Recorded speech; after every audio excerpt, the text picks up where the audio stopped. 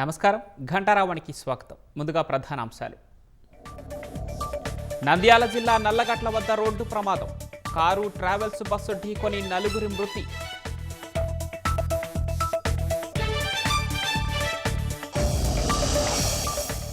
VBG Ramji అమలుతో రాష్ట్రంపై ఏటా 4,259 కోట్ల భారం.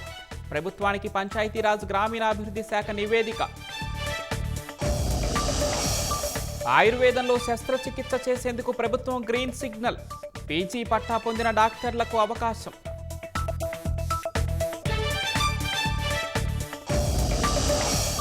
నేటి నుంచి అమల్లోకి పెరిగిన రైలు ఛార్జీలు.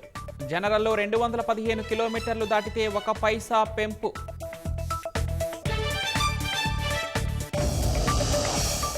బంగ్లాదేశ్ అన్ని మతాల వారిదన్న రహమాన్. శాంతి నెలకొల్పేందుకు కలిసి రావాలని ప్రజలకు పిలుపు.